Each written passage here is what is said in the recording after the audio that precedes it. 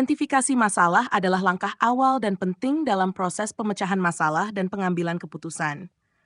Proses ini melibatkan pengenalan dan pemahaman terhadap masalah yang sedang dihadapi sebelum solusi atau keputusan dapat diambil.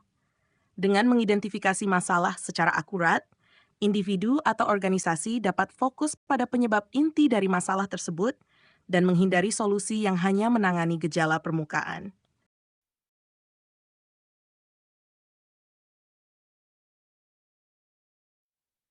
Langkah-langkah dalam identifikasi masalah. 1. Pengumpulan informasi awal. Observasi. Perhatikan gejala-gejala atau tanda-tanda yang menunjukkan adanya masalah. Ini bisa berasal dari data, umpan balik, atau kejadian yang tidak biasa. Kuesioner atau survei. Menggunakan alat seperti kuesioner atau survei untuk mendapatkan masukan dari pemangku kepentingan atau mereka yang terpengaruh oleh masalah. 2. Mengklarifikasi masalah. Definisi masalah. Tuliskan masalah dalam bentuk yang jelas dan spesifik. Hindari definisi yang terlalu luas atau ambigu. Pembatasan masalah. Tentukan batasan-batasan masalah seperti ruang lingkup, waktu, atau area tertentu yang terpengaruh. Ini membantu dalam fokus analisis dan pengambilan keputusan. Identifikasi penyebab. Analisis akar masalah. Gunakan metode seperti 5 whys atau diagram tulang ikan fishbone diagram untuk menggali lebih dalam penyebab utama dari masalah. Pemahaman konteks. Pertimbangkan faktor-faktor eksternal atau internal yang mungkin menjadi penyebab masalah, seperti perubahan pasar, kebijakan baru, atau dinamika tim. 4. Melibatkan pemangku kepentingan. Lakukan diskusi dengan tim atau pihak-pihak terkait untuk mendapatkan berbagai perspektif tentang masalah yang dihadapi. Sesi brainstorming. Adakan sesi brainstorming untuk menghasilkan ide-ide dan asumsi yang mungkin menjadi penyebab masalah. 5. Analisis data. Pengumpulan data terkait. Kumpulkan data yang relevan dengan masalah, seperti data performa, laporan, atau statistik lainnya. Analisis tren. Analisis data untuk menemukan pola atau tren yang mungkin menunjukkan adanya masalah atau perubahan signifikan yang terjadi.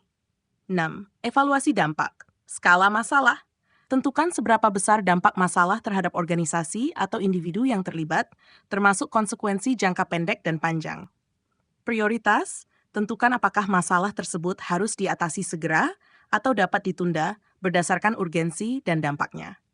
7. Formulasi pernyataan masalah. Merumuskan masalah. Buat pernyataan masalah yang jelas, terukur, dan mudah dipahami oleh semua pihak terkait. Menjaga fokus. Pastikan pernyataan masalah tersebut tetap fokus pada inti permasalahan tanpa mencampur adukan dengan gejala atau efek yang diakibatkan.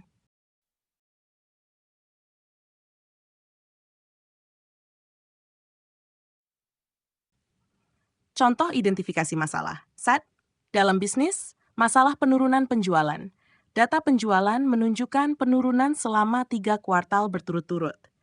Analisis lebih lanjut menunjukkan bahwa kompetitor baru telah memasuki pasar dengan harga yang lebih rendah dan produk serupa. Masalah kepuasan pelanggan. Umpan balik dari survei pelanggan menunjukkan peningkatan jumlah keluhan terkait layanan pelanggan. Investigasi lebih lanjut mengungkap bahwa ada masalah dalam pelatihan staf baru. 2. Dalam kehidupan pribadi, masalah keseimbangan kerja kehidupan. Seseorang merasa terus-menerus kelelahan dan stres. Analisis terhadap jadwal harian dan tanggung jawab menunjukkan bahwa beban kerja yang terlalu berat dan kurangnya waktu istirahat menjadi penyebab utama. Masalah keuangan. Seseorang terus-menerus kesulitan membayar tagihan tepat waktu. Setelah mengevaluasi pengeluaran, ditemukan bahwa pengeluaran untuk hiburan jauh melebihi anggaran yang telah ditetapkan.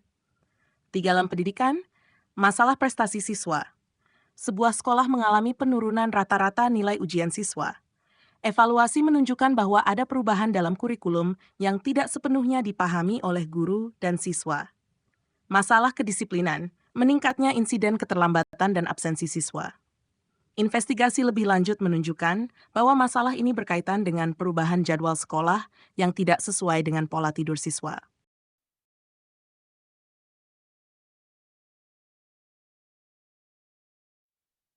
Pentingnya identifikasi masalah yang tepat. Identifikasi masalah yang tepat sangat penting, karena jika masalah tidak diidentifikasi dengan benar, upaya pemecahan masalah mungkin tidak efektif atau malah memperburuk situasi. Kesalahan dalam identifikasi masalah dapat mengarah pada pemborosan sumber daya, ketidakpuasan pemangku kepentingan, dan hilangnya kesempatan untuk memperbaiki keadaan secara signifikan.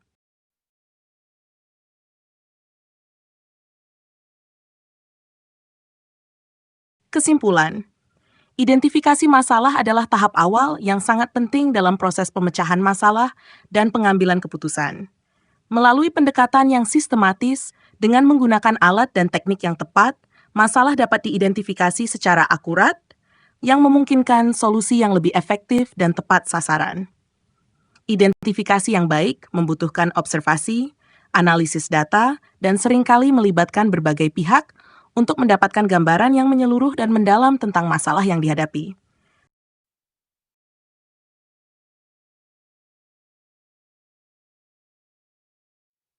Demikian, semoga bermanfaat.